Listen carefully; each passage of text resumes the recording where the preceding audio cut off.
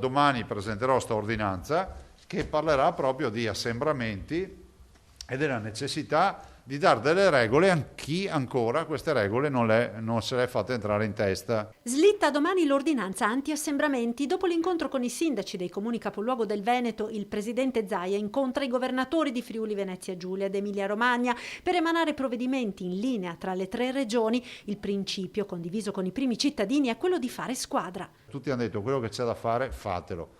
Del resto io ho detto chiaramente che non chiediamo ordinanze ai sindaci, non chiediamo prese di posizione ai sindaci, non chiediamo comunicati stampa di sostegno ai sindaci, ma semplicemente abbiamo voluto avvisarli che stiamo cercando di mettere in piedi un'operazione anti-assembramento. I cittadini chiedono ma diventiamo zona rossa, ma cosa succede, ma saremo tutto, ma lockdown?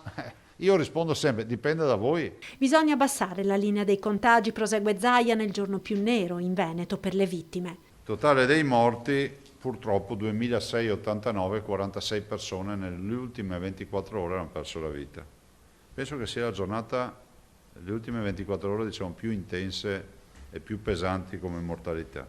Continua a crescere anche il numero dei ricoveri, riportandoci agli scenari più bui della scorsa primavera. E oggi siamo come scenario ricoverati al 30 marzo, come terapie intensive siamo al 19 di marzo. Vedo che il fronte negazionista si è un po' attenuato nelle teorie. Io non ce l'ho con nessuno, però guardate che davanti a questa tragedia non si può continuare a dire che il Covid non esiste. Sulle tensioni governo-regioni, Zaia poi risponde alla supremazia nazionale nominata dal premier Conte. Tu la introduci nel momento in cui sai di aver dato un sacco di autonomia ai tuoi territori e allora c'è un momento nel quale nella storia dei territori c'è necessità di dire ragazzi tornate indietro un attimo, fermi tutti perché adesso deve decidere uno.